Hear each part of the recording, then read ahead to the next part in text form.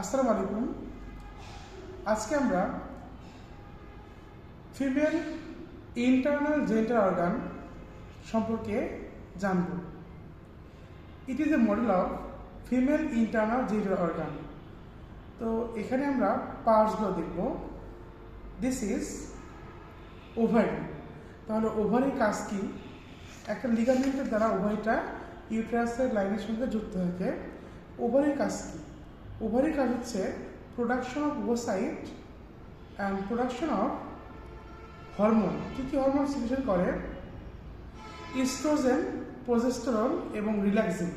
এই রিল্যাক্সিন হরমোনটা শুধুমাত্র প্রেগনেন্সির সময়ে রিলিজ হয়। তাহলে এবার দেখবো আমরা হচ্ছে fallopian tube.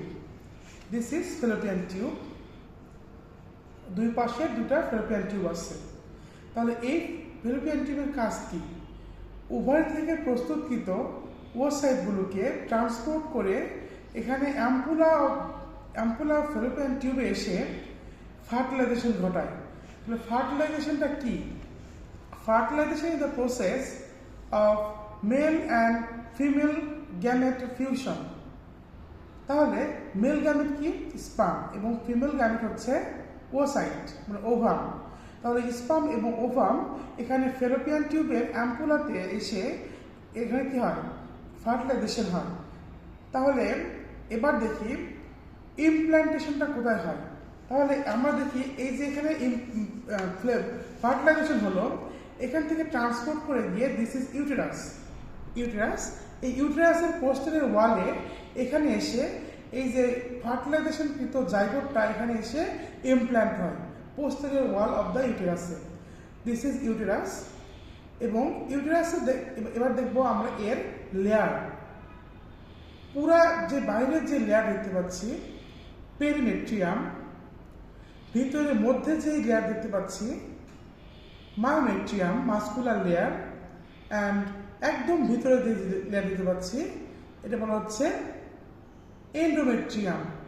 Perimetrium, myometrium, endometrium. আচ্ছা, তাহলে ইমপ্ল্যান্টটা এবার হলো হচ্ছে দিস ইজ সার্ভিক্স। এটা হচ্ছে সার্ভিক্স এবং এটা হচ্ছে ভ্যাজানাল ওপেনিংস। সার্ভিক্স এবং ভ্যাজানাল ওপেনিংস। এবার দেখি যে ইমপ্ল্যান্টেশনটা যদি এখানে হয় নর্মাল, যদি এখানে না হয়ে ফেলোপিয়ান টিউবে হয় তাহলে আমরা কি বলবো? কি কন্ডিশন বলবো? অ্যাম্পুলা। ঠিক আছে, ফেলোপিয়ান টিউবে যেগুলো দেখাতে। আচ্ছা, বোঝা বুঝছো? আচ্ছা, ইমপ্ল্যান্টেশনটা যদি ইউটেরাসের পোস্টেরিয়র লাইনে হয় এটা হচ্ছে আমাদের কি নর্মাল ইমপ্ল্যান্টেশন। এবং এই ফেলোপিয়ান টিউবের যদি কোনো জায়গাতে হয় তাহলে কি হতে পারে? এখানে যদি হয় তাহলে কি হবে দেখা যাক। এখানে বাচ্চারা যদি জন্মগ্রহণ করে এবং এখানে যদি ইমপ্ল্যান্টেশন হয় তাহলে এটা কি আস্তে আস্তে বড় হয়ে যাবে এবং কি একসময় রাপচার হবে।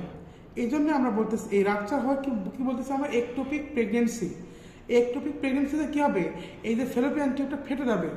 ফেটে গেলে আমরা বলতেছি একটোপিক প্রেগনেন্সি। তাহলে আমরা কিছু জিনিস শিখলাম, যেমন কি এটা কি শিখলাম, এর পার্টস, প্রত্যেকটা পার্টসের কাজ এবং প্রত্যেকটা পার্টস এর লেয়ার, এর ইউটেরাসে আমরা লেয়ারটা শিখলাম। এবং এই যে এই ওভারি কি কাজ করতেছে, কখন কোন কাজ করছে সেটা আমরা জানলাম। ধন্যবাদ সকলকে। আসসালামু আলাইকুম সবাইকে।